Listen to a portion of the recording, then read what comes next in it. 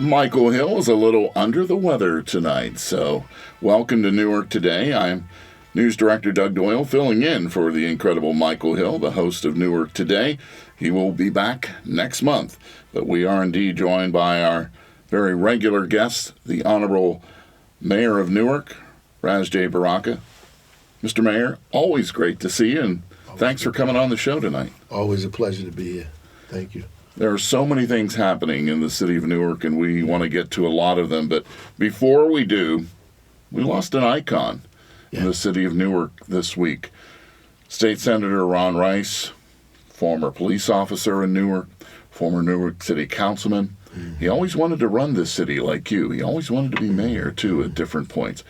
What are your thoughts on the passing of State Senator Ron Rice?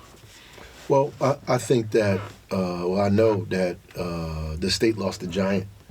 Newark lost an incredible icon, a legend for us in the city. He raised his voice every time it needed to be raised. I always felt comfortable and safe in his presence when we were in a state house or other places fighting for specific things. You knew he had your back all the way. And even if you didn't agree on everything completely, he was there with you. And, he helped me understand that we can squabble with each other, but when we get out here, we got to be together, So that's who he was. And, he wore Newark on his chest and very proudly and fought for everything that we got. And, he's going to be missed. There's big, huge shoes to fill. I just don't think nobody can really fill those shoes right now, but we lost an incredible person. Certainly a unique politician, and as you mentioned, someone who had this presence about him no matter what the issue was. But what's always, in my opinion, the sign of someone who could last as long as he could in public office is the fact that he didn't always toe the line, right? Yeah. He challenged people. Many times. But yet, the respect was always there from both sides and from people who even disagreed. He had this knack for getting out his point, but putting it out there strongly, but also putting it in a way that others could relate. What are your thoughts on that? No, absolutely. And, he was put off the line several times, and he ran off the line and won. I mean, the people loved him, so... it got to a point where I guess the folks began to say it is what it is. Ron Rice is going to say and do what he wants to say and do, and we have to live with that. And people began to, understand that and factor that in. Know that Ron is going to dance to his own music, and if he's independent and if he believes in something, he's going to fight for it, no matter what the opposition is. If you want to share a story about Senator Rice, give us a call right now. If you have a question for the mayor as we go along this evening, 973-297-0941 is the number to call. Let's give that to you one more time here for Newark Today, 973-297-0941. Can you take us into maybe a private conversation that you had with him at one point that either made you smile, made you angry, or, made you just appreciate what this guy was all about? He never made me angry, even when he disagreed, he was like your uncle, your dad, he'd tell you, admonish you and say, this is what I think, so forth and so on. And you always respected that because he did it out of love and you knew that. There was an instance like we were on different sides of the issue around cannabis and the legalization of marijuana and all of that. And he was, was really focused on decrim, and I understand why, and without the legalization part. And we were in a meeting with somebody who supported full outright, legalization of marijuana. And the guy was going back and forth with the senator. And then he says, well, Mr. Mayor Baraka agrees with me. He said, oh, wait a minute. He said, that's my mayor. He's like, you don't live here. He ain't your mayor. That's my mayor. And we together. You're not with us. Like, whatever we have, we going to talk about it by ourselves, but don't ever do that again. And I looked at him like, I don't know why you thought that was going to work. Why would you even raise that? Because now you're going to make us together jump on you. So, yeah, and I always tell that story because it helped. He was on a different level, like in terms of politics and understanding how to navigate that space and be a part of community at the same time. Now, you come from, the education background and then became mayor. He came as a former police officer. Right. So he was also in the trenches here in Newark. That's right. You have to really kind of be impressed with his rise to being where he was, because it wasn't easy when he was a police officer here in Newark. And he came from armed services, so he was in part of the military, right into the police department, and during tough times, and from there navigated it till he became an elected official, city council, which is never easy in the city of Newark, no matter what time you do it in.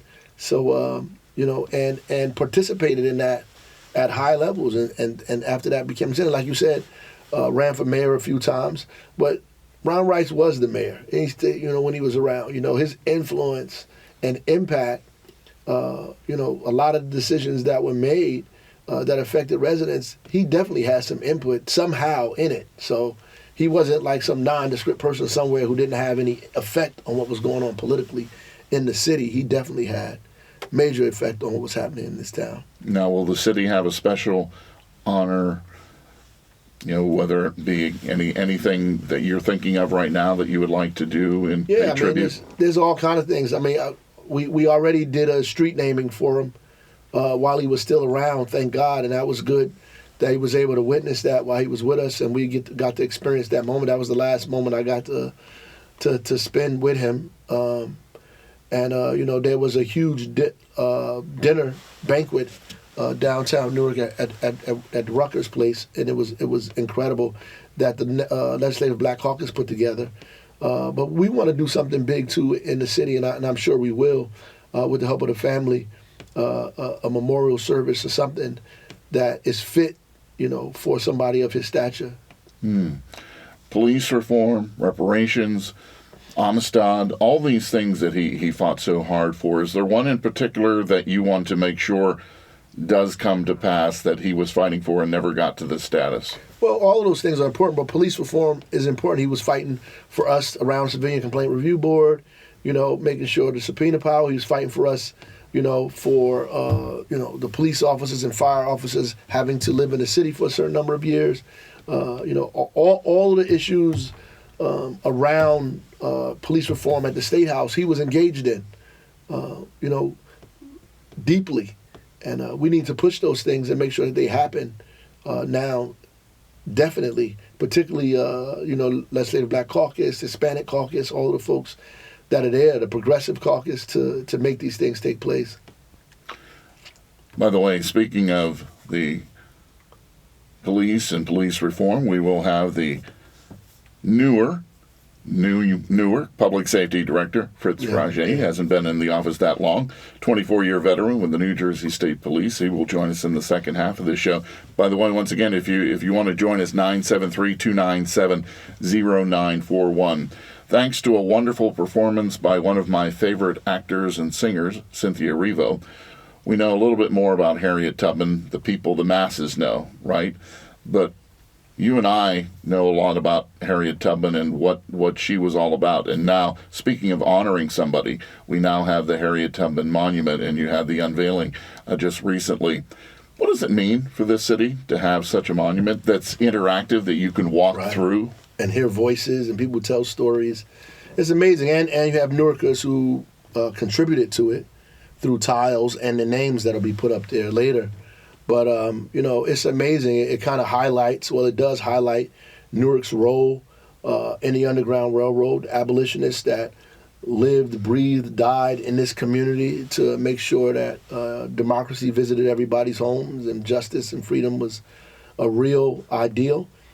Here in a state where it was one of the last to abolish slavery. So it was a very dangerous time, and it's important for us to lift that up and tell those stories.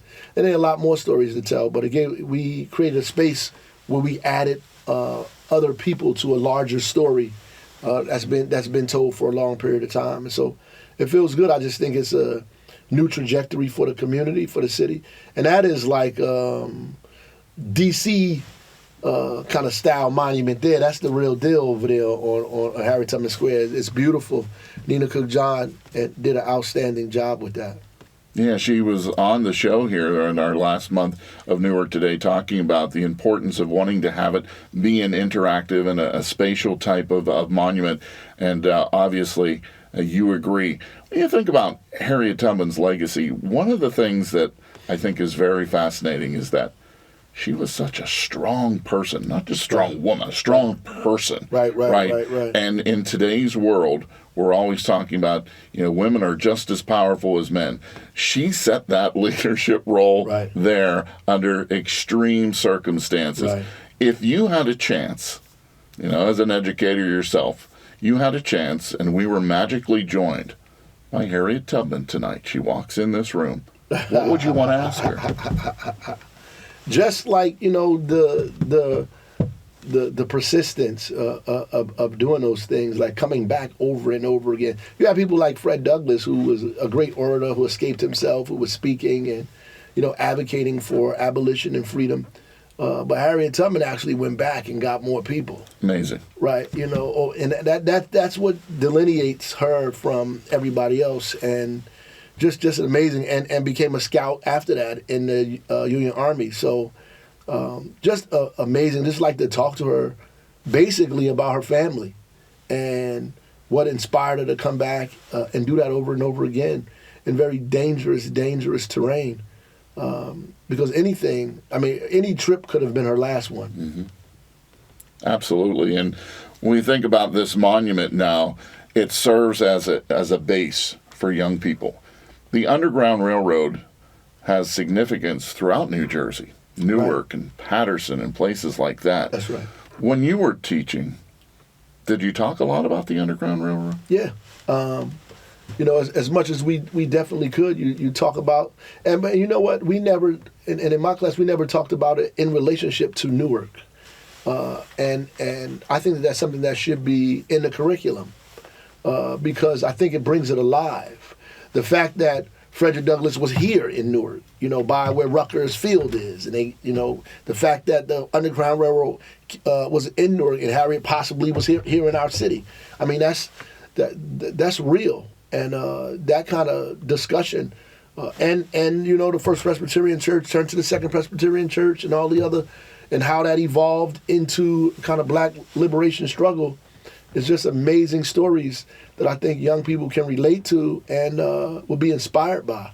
Before we move on, has there been any particular moment at the monument already that you saw either a young person and you just smile and say, this is what it's all about? Yeah, when I saw those young people playing the drums in front of that, I was like, wow, we created a space where they can, connect, the past to the present, to the future, and understood the necessity of why they learned to play those drums like that in the first place. And it just gave me a good feeling that we were doing the right thing.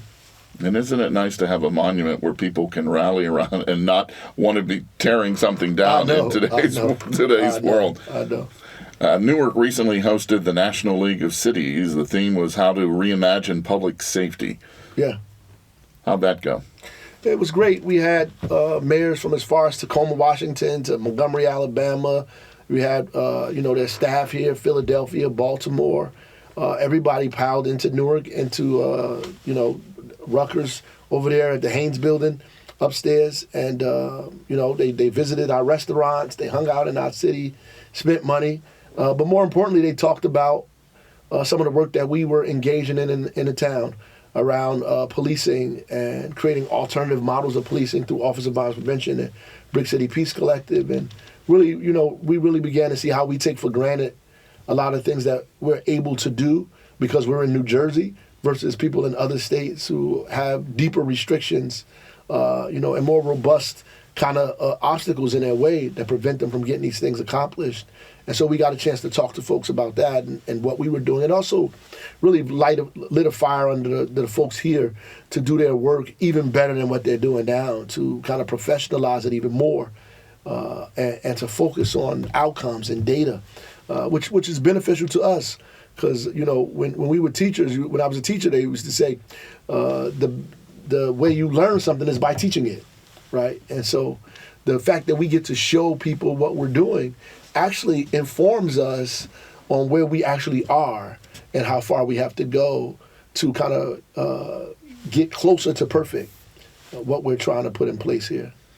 How different are you from the first day you took office here in this city? Wow. I mean, obviously, I think, by the mere fact that, physically I'm older, but, Not that older. Emotionally, and, my patience and tolerance is getting a little better. I understand the need and to collaborate and to get things accomplished and done. That the reality is, my mom said to me one time, your father was a professor, ideologue, an academic, right? He dealt with ideas. When he went to the supermarket, people never asked him for a job. You know what I mean? So that really put it in perspective for me that I actually had to get some stuff to happen. It's not just about getting up there, talking about ideas and which are very important, extremely important, but it's also about changing things and servicing people and making things happen. So you have to get the ball over the finish line. You just have to do that. Speaking of ball over the finish line, many years ago, one of my favorite shows that I did for my Sports Jam podcast was with your father. And Amiri talked about going to see the New York Giants when Tanel was the only black player on the field. Right. But he was such a terrific athlete as well. We had such a great conversation. When you think of Dad now, what do you, all this that you've accomplished, what would he be talking to you about if he was here? Every last one of these things that we're doing, critiquing it and adding stuff and trying to be a part of it. My father was extremely supportive of the things that we do, and people don't understand. Like a lot of folks say different things about my father based on a period they knew him in. And so they compartmentalize him based on that period. They don't know him as an evolving person. Or they say things that they think he would have said. And I would, most of the time, 9 times out of 10, they're absolutely wrong. My father was a card-carrying member of the Democratic Party. You know what I mean? And people on the left would not believe that, but he was. He believed in unity and struggle. He understood the necessity for us to be in this space doing the work that we needed to do all of the time. And while sometimes he was nervous about me being involved in politics, he definitely supported me. So he would be at all of these events, as many as he could get to, and advocating and, talking about it on radio shows and TV shows and all of that stuff. Yeah. You're a poet, so you gathered that, lineage from your dad. Have you written anything lately that either reminds you of him or maybe is related to Harriet Tubman? Or yeah. Tell us about it. I wrote something for my friend Heavy, Dwayne Middleton, who just passed. I read it at his funeral. It's called, it's about him and Harriet Tubman. I was actually assigned to do, if you will, a poem on Harriet Tubman. But, I kept thinking about Dwayne because he passed. So the poem kind of morphed into a poem about both of them. And his quiet demeanor, action-oriented, fight for liberation of his community and the people in this city, and kind of relating that to Harriet Tubman and us, carrying that baton forward, of the work that, Harriet laid out for us, and her strength, her courage, her a desire and ability to act and not just talk, right? A lot of people call themselves activists based on their agitation, but activism is larger than agitation. Agitation is just one part of activism. A lot of people are there, they're stuck there, and they have not built or created anything. The people's lives who Harriet Tubman changed by spiriting them to freedom. There are generations of people that would have been affected by the work that she actually did, not just what she said or how loud she talked or how eloquent her speeches were, if they were like Fred Douglass or Du Bois or these other folks, or how intelligent she was. She actually took action and made things happen. So that's why she's important to me. And so my poem kind of, personifies and puts that together of both of them in that space. Could you share a little bit of it with us? I just don't know it off the top of my head, but Can we find it somewhere? it's not published. But I'll send it to you. That's for sure. Yeah. Yeah, we'd love to share it. Absolutely. We can air it in the news as well. I'll make sure you guys get it. You're listening to Newark Today, by the way. I'm filling in for Michael Hill. I'm Doug Doyle, the news director here at WGBO.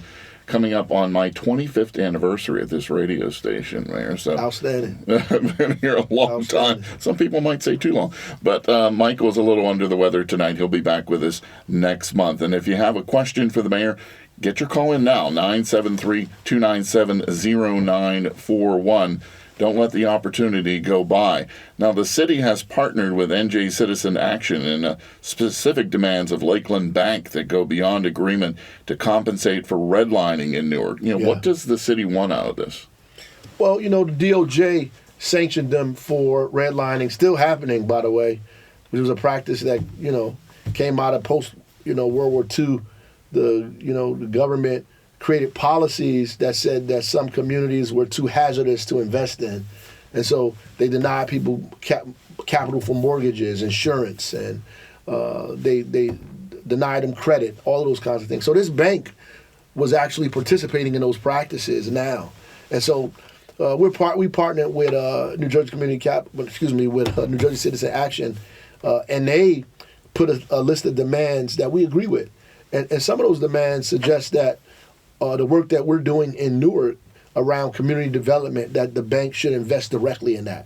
So it shouldn't be arbitrary that they have to give money, that they should specifically invest in programs that are taking place in Newark, home ownership programs that we have that make it easier for people to get into homes with lower mortgages, opportunities for folks that were once in public housing to now be homeowners, that they should invest money in that program. In our community reinvestment program, where we're building out blocks and blocks with local minority developers and nonprofit organizations to make sure we create affordability in different parts of the city and rebuild those neighborhoods that have been disinvested in a very long time, and to actively make them invest in those communities in a very deliberate way.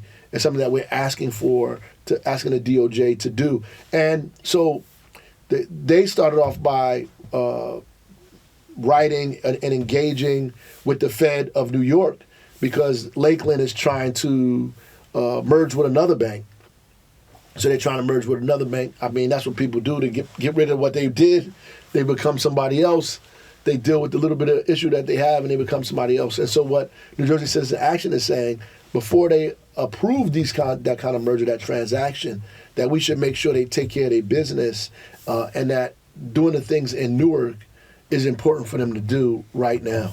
Kind of unusual for New Jersey Citizen to partner with a city, right? Usually there's a little friction from them with government, isn't it? Well, they partner with us on a lot of stuff, man. They do the taxes, and they talk to our residents. They have programming, financial classes for residents of the city. And obviously, they do things on their own, but when they can partner with us, and we have some of the same goals in mind, and so it's easy for us to collaborate on those things, holding banks and financial institutions accountable for the harm that they've created in these communities over decades, and some who have created harm presently, trying to get them to be more responsible. Not related, but still, you mentioned the word financial institutions. Very shaky ground right now with a lot of things happening. You have any thoughts on people having confidence in their banking institutions? Well, I think we know what happened before, so the confidence is kind of weak. I mean, it's not there in terms of people believing that nothing terrible is going to happen and they won't have to pay for it. So right now, I think President Biden and the administration is trying to figure out ways to make sure that these banks are solvent, but at the same time, not letting taxpayers bear the burden of it. And that's what should happen, right? We should not have to bail these people out, or we should own the bank, right? So if we have to give banks $800 billion, or $800 million, or whatever it is, then part of the bank should be owned by the people. right? And the programs and the finances that happen with that bank should be directly related to kind of social and economic development programs in communities out here. If the city, if the country is paying to, make sure that the bank is whole again. That's what it didn't happen before. And so if this has to happen again, we need to make sure that the people of this country get something in return for that. Speaking of getting something in return, an article from rentcafe.com shows that Newark is among the hottest rental markets in the U.S. Yeah. Did that surprise you at all, or did you know this? Yeah. But anecdotally, a lot of the houses that come on the market in Newark are gone in a week. In a week. Yeah. The value of people's homes have increased, doubled, tripled in the last 5, 6, 7 years.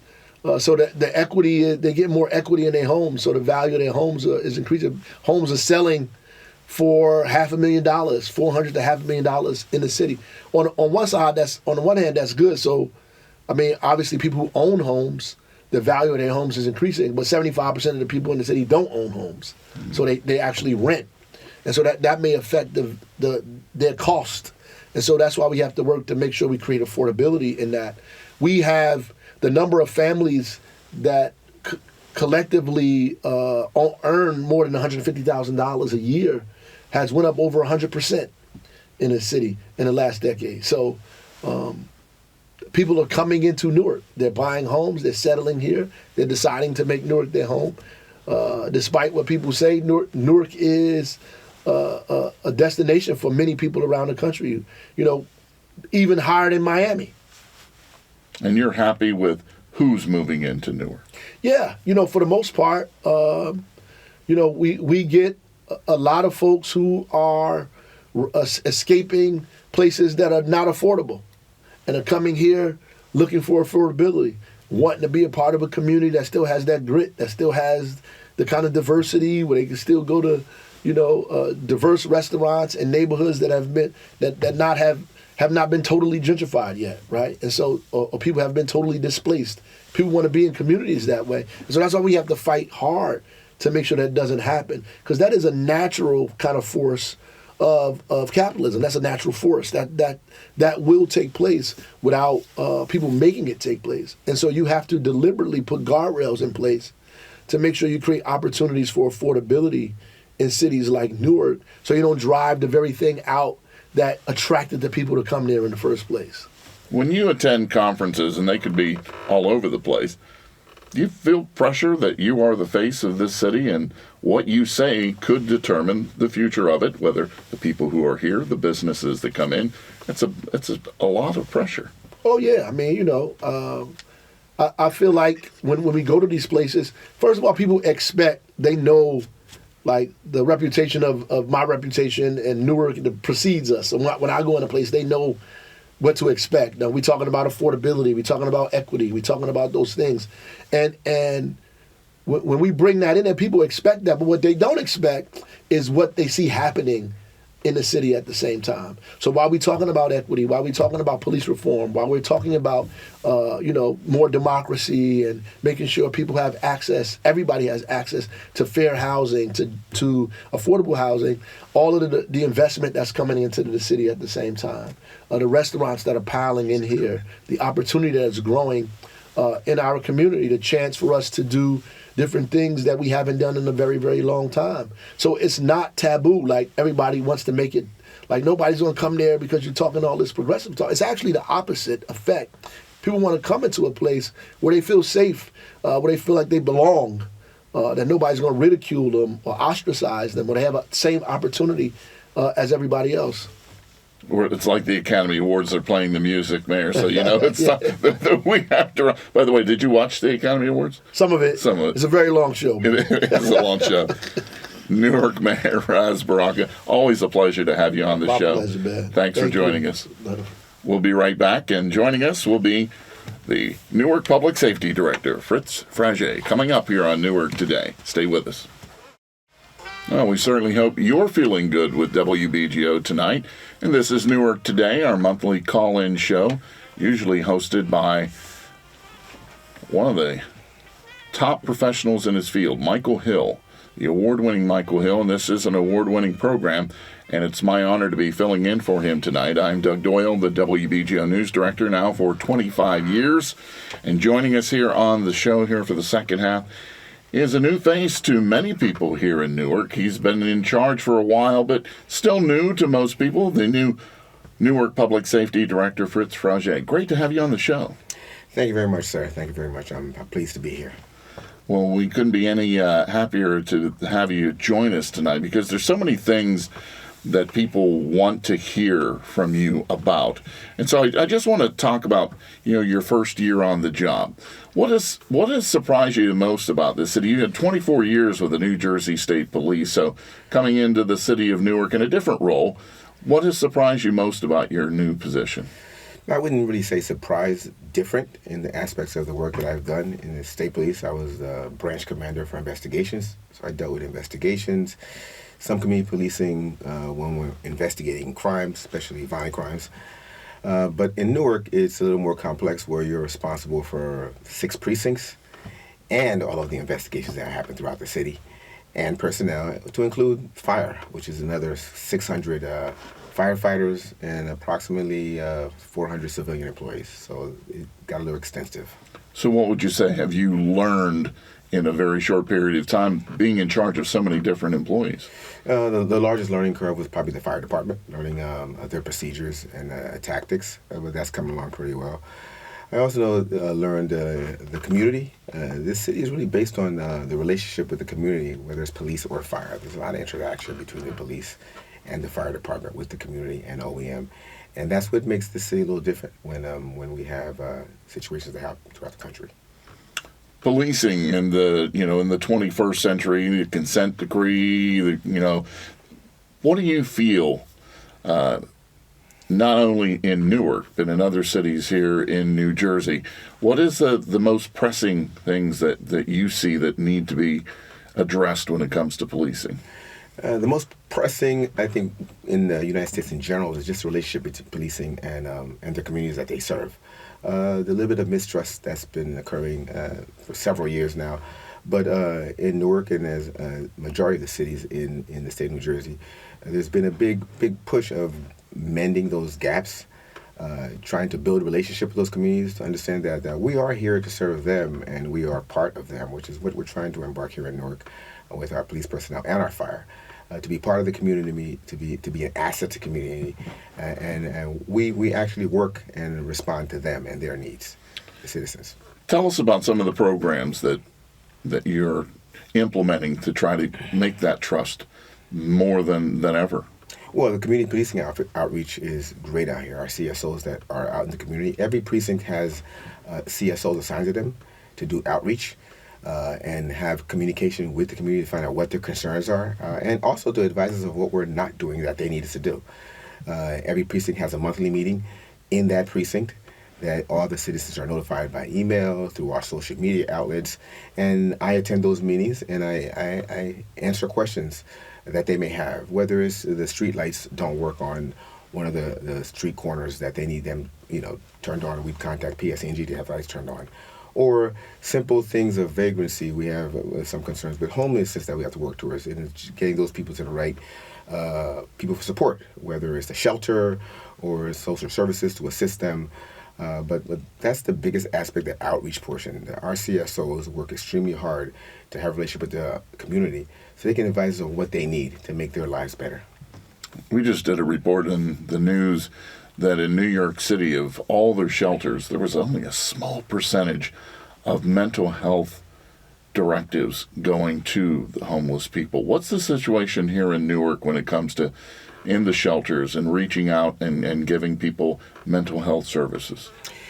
The outreach, the police assist are great. We have a organization called Office of Violence Prevention that works out here in Newark with the police department. And anytime we come encountered with homeless in this case, they also assist with violent crimes, we refer them to them. And they have social services that they can support them, whether they have to get them a meal or somewhere to stay and put them in a shelter. That's one of the things that's the biggest change that I've seen in Newark is how we have the psychiatric, medical, and social support when they're needed. as opposed to when I first got on the job and we were in our general policing area. If I had an arrest, if I had a problem and there were an emotionally disturbed person, I'd have to be there. I'd have to take the kids. I'd have to contact DIFUS. I'd have to contact social workers. And I was more of everything. And then after all that was done, I had to be the cop and do the investigation and complete those. So that's the big part that supports us in getting in mending the relationship with the community and doing our job more proficiently. We could be out there doing our job and responsibility of keeping them safe, making them feel secure. Let's take you all the way back. When did you know you wanted to be in this field, and why?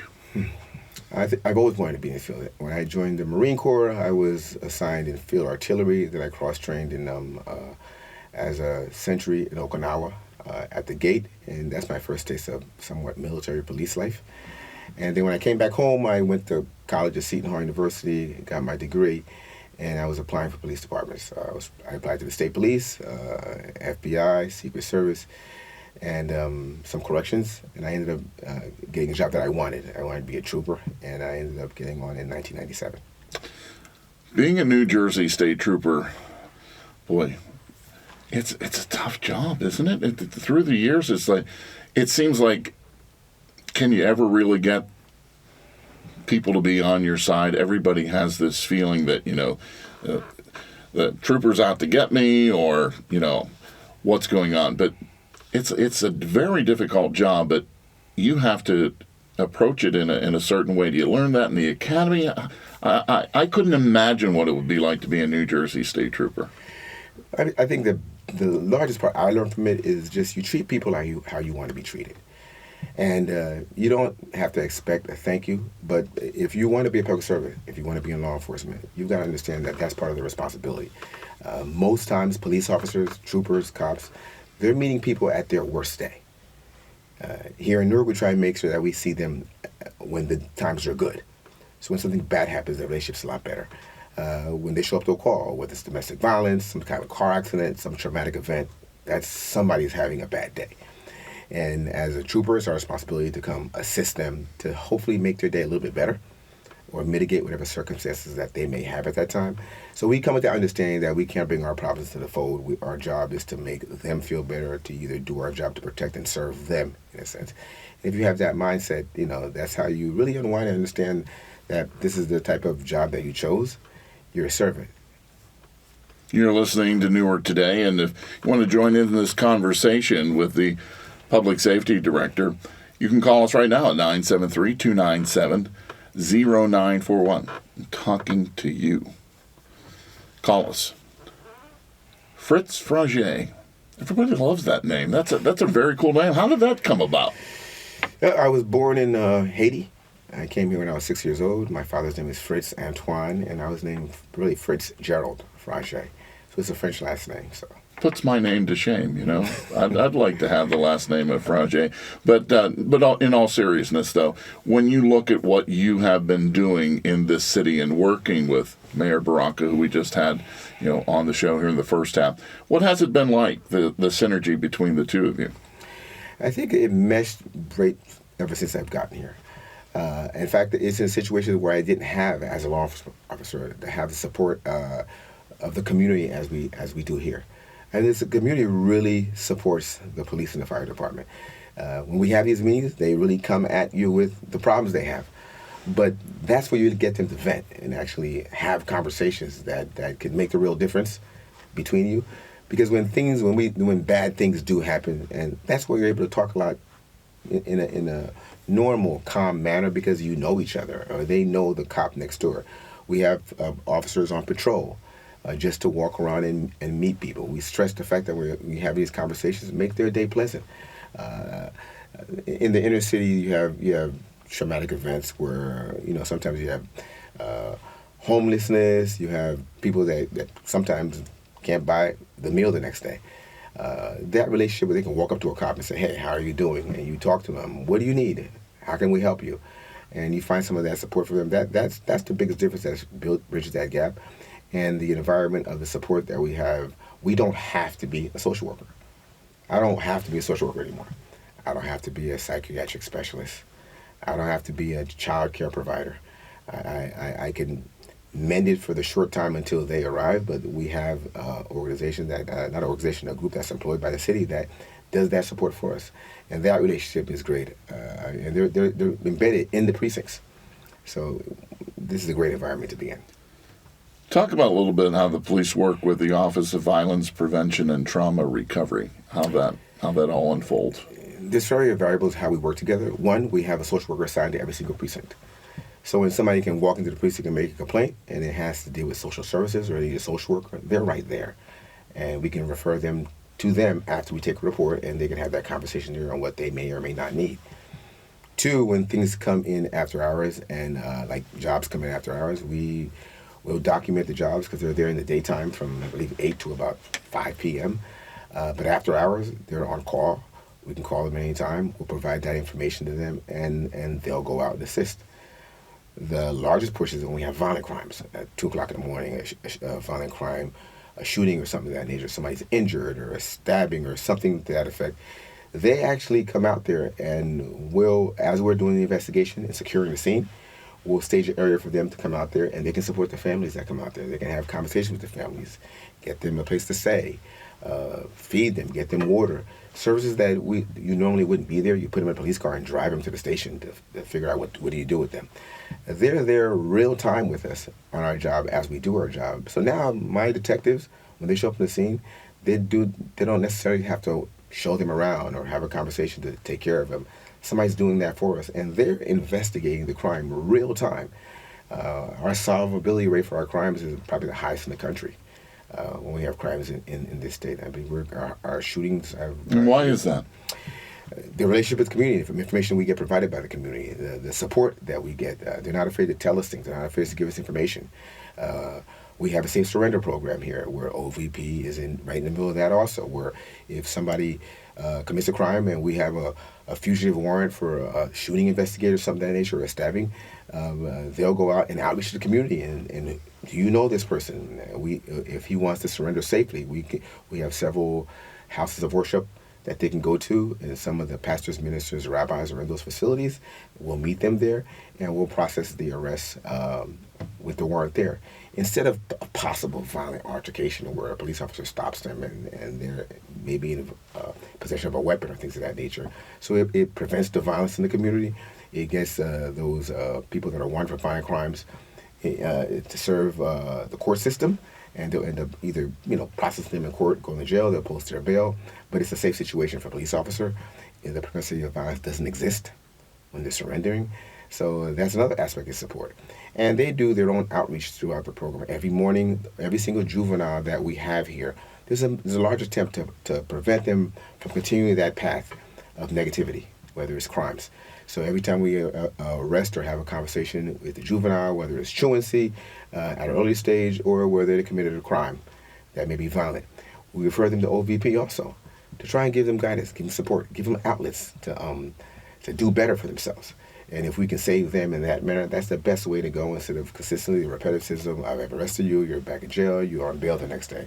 Where you've been charged with a crime and something happened, if we can get you support from OVP and get you some outreach or other avenues to express that energy you have inside you, and that's a great thing for the community and the great thing for the children of the community to help them be safe and hopefully have a better life. You're listening to Newark Today, and our guest is the Newark Public Safety Director, Fritz Frage. What keeps you up at night as far as what type of crime here in the city that you go to your force and go, come on, we need to crack down more on this. So we need to do a better job doing what? We consistently, no matter how good of a job you're doing, there's always room to be better. We're police officers reacting to crime. Last year, we ended up with 50 homicides in the city, the lowest in 60 years. Which is good. 60 years. The lowest homicides in the city of Newark in 60 years, which is good. And what keeps us up is how do you get better? Because one life is bad, but we're down to 50 when we were in the hundreds, 5 years ago. And what do you attribute that to? I attribute that I want to give credit to the community and the support they provide us. The outreach of the police officers to buy into the system, because police culture is difficult to change, to buy into the system, to trust the community, to support us. Our police officers are out there aggressively trying to do the job. At the same time, we're trying to mend and build the relationship that we should have with our communities that we're responsible for serving. So the community is the biggest part of our success. And the programs that we have out there, we have police officers out there. If we have a robbery, or, like for instance, our crime was down. The only crime uptick was auto theft and robberies. Well, we just adjusted. We assisted. We reached out for assistance from the Essex County Sheriff's Department, and they put patrols in some of the parks while we were out there. We enhanced our patrols in the areas where people were getting robbed, and those were really crimes of opportunity. But as overall, we were down in all violent crime in the city. Shootings are down 36%. I said there's only 2 instances we had a slight uptick, which was robberies and auto theft. And auto theft is a problem that plagues the entire state. Yeah, and all over, because how do you solve that? Well, I feel like a public service announcement: bring your keys in the house. Majority a lot of people leaving the keys in their car. What most people don't realize is that all the higher-end cars, when the keys are in there, the side view mirrors are usually elevated. So all these kids do is walk down the street and they see the cars and the side view mirrors are up. Oh, the keys were in the car. Simple math. That's how simple it is. So we tell people every day, bring those key fobs in the house. Is there a particular type of vehicle that all the newer cars, that especially the higher end car, anything that's high end, Lexus, Mercedes, BMW, the mirrors move, and these kids know this. They just drive down the street. Oh, the mirrors are up. That means the keys are in the car. Because when you walk up, you ever see the cars? The mirrors come down, the light turns on. But if the keys stay in the car, the mirrors don't move, and things of that nature. And don't go into the store and leave the car running. People have this misconception that if the keys are with them and the car's running, it won't go anywhere. The car will go until it runs out of gas. You know what I'm saying? So just the keys not being there doesn't prevent the car from leaving. In fact, the only time that the car will stop is when one runs out of fuel. And by that time, your car's gone. So you turn the car off. Bring the keys in with you. Don't leave it idling in the middle of the street. That would give us tremendous support. And besides the fact that these stolen cars later are used in violent crimes in Essex County. So when you're in Morris County, you're in Somerset County, and the cars get stolen, they end up in Newark to possibly get shipped to foreign countries through the ports. Before that, they're used in violent crimes. And that means the car that you left the key in caused somebody some type of physical bodily injury, possibly death, because those cars are used in robberies and burglaries. Because nobody's going to use their own vehicle that's registered to them in a robbery. They're going to use a stolen vehicle. That surprises me that that's the biggest issue of people leaving keys in the car. That in today's world, that's what we haven't learned about that. Yeah, people say I have insurance, so it doesn't really matter. But they don't realize that having insurance is not the concern of ours. It's the after effect of that car being stolen. Like you said, that leads to somebody with a violent crime. You mentioned the word police culture. What is the culture for the police department in Newark right now? I'm glad that the police officers embrace a culture of friendship and believing that they are part of the community. And that's our culture. They are part of the community, and we are there to serve and support them. People have to feel safe. Perception is reality. If you don't feel safe, then whether you are or not, you're not safe. And that's the part of the culture that we want to push out to the community, to try and mend that gap that, throughout the United States was somewhat negative the past couple of years. In our community, they come out there and support us. They don't want problems. They want peace. They want to live happy. They want to enjoy their lives. And the relationship with us is what's bringing that on right now. I think it's great for the community itself. And it's great for our police officers. You mentioned about dealing with the fire department. That was one of the issues that you had to learn. But anybody coming in to run a major outfit like a police department, and being the public safety director, there are veteran officers there that are probably say, oh, we got a new guy now who's in charge of this. How difficult was it for you to come into a situation where it doesn't matter if you're with the police or you're running a major corporation, change means somebody's got to deal with a new person in charge? How difficult was that? Change is based on the perception and your character and how you come into the situation. I think the perception of me was like, oh, okay, this guy's coming here, was in the Marine Corps, and he's in the state police. He's probably very uptight. Straightforward, direct, straight line. And I am to some extent. But coming to a different culture where you're coming from the outside in and people are already vetted or vested in the situation they're in, I came an approach of just being inclusive of the people here, of the personnel that were as my command staff that I currently have. Inclusive in, I know what the mission is. The mission is to make sure that the people of the city of Newark feel safe, to protect them, and with whatever the requests are at that point in time. So how do I get there? I get there by listening to the personnel that are in my staff to support. This is the mission. Let's have ideas. And when you make leadership inclusive, as opposed to, I can come here like we're in the military, I want you to go over here and do this, and you to go over here and do that. I come at it with an approach where, okay, we have to get this done. How do we get there? I already have the ideas of what I want to do. I want to hear their ideas. And as we have these discussions, great idea. And then I'll enhance it. So now they own that idea. They own that thought. And that you're going to get a better product out of that, as opposed to me telling you what to do. Well, this is just my job.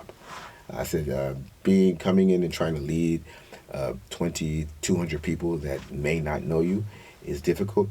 But I think some in the paramilitary organizations like police, they're required to. But for me, being required to isn't enough.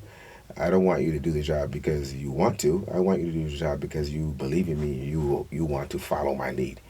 And that's how you have to take the approach of leading a department of this size to ensure that you have success. So far, we've been successful. There's going to be ups and downs, people that don't disagree with you. But I would say Newark, for the most part, changing the culture, the environment, and how people think in any police department is a slow turn. And the reality is we're going to get there because failure is not really an option. We're here to be successful in protecting community, be successful in mending the relationships with the community, be successful in policing and possibly prevent crimes from happening. It's always good to react to a crime. We want to try and get as real time as possible with support we give the community when things happen in the city. You mentioned being a Marine. I'm wearing a watch that doesn't work anymore. I'm wearing a ring and the hat of my dad, who was also a Marine. You mentioned Okinawa during this. How often do you think about your days in the Marine Corps? I would say that probably in the Marine Corps, what I learned, discipline, integrity, just uniformity in things, I still do it to this day. That's probably where, as a youth, where you're a little more young, aggressive, and don't know the direction you want to go. That time there somewhat changed my life and how I think. It's part of the culture of who I am today, how I treat people, and understanding the fact of where I actually come from. I come from Port-au-Prince, Haiti. I migrated here when I was 6. I started in a 2-bedroom apartment with 5 kids, my parents, and this is the American dream. You work hard, you study, and then you end up where you are in life. And if I can give anything back to enhance those dreams for somebody else, you always give back. And giving back to my community, assisting, making their lives that one day special for them is important. Because as I said, sometimes when they encounter me, as in when I was a police officer, that's their worst day of their life. And if we could make it just a little bit better for that moment for them, that's what makes the job great. We mentioned at the top of the show that former State Senator Ron Rice, who we lost this week at the age of 77, was a Newark police officer. Did you have any encounters with him and talk to him while you were with the state police? No real in-person encounters. I've met him at just simple hi and bye. I was junior in the ranks, and then when I became senior ranks, I was doing investigations. So I didn't know him personally, but I knew of him. When I came to Newark, I knew of him. I've met him in several meetings. But it should be praised, the work he's done, his life, and the legacy he leaves behind. That's important. What would you like the legacy of Fritz Frangé to be after your time here in Newark? I would say that even the time here in Newark, I would like it to say that when he came here, he left it better than when he got here. The change, the direction that we're going, whether it's simple, the look that we have, the professionalism that we show, the encouragement and support that we provide. That he came here and made a difference in the city, and when I have to leave and hand it off to somebody else, he's getting handed off a department that's on point, that's meticulous about their actions and behaviors, that's coordinating their efforts and approach, and collaborating with all the entities of law enforcement from federal, county, and state officials to do the job better in the city. You ever get to sleep? I try to get to sleep, but this is coming here. The phone rings all day long, all night long. You're always answering. Besides calls, everything in the city pretty much reaches out to the support of the police department. Whether it's snow on the ground, to rain, we have to be there to assist. Events, we have to be there to assist. So everything the city embarks in, we're going to be a part of it. So, in a job that you just talked about, being on call all the time, you need an outlet. You need to have some way to relax. What do you do to relax? And since we're a jazz station here, do you listen to jazz? I listen to jazz. I listen to R&B. I think my relaxation is really when I go home.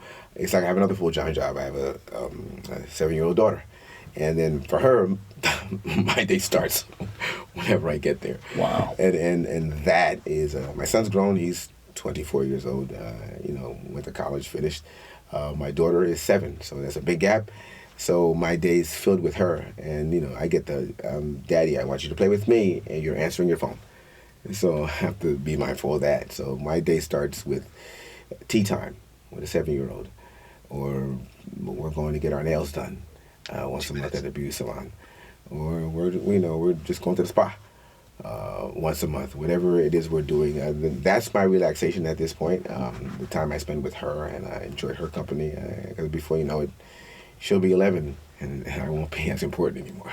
Well, that's so true, and 7 is a pretty cool age, exactly. Right? Because they're pretty getting to be independent a little bit. Does she know what Dad's role is? I mean, is she well aware of what you do? She knows what I do. She knows that, Daddy's a state trooper. And she still says that because she saw me in uniform leaving. And even now, I says, no, Daddy works in Newark. I'm Newark Public Safety Director. And she says, Daddy's a state trooper.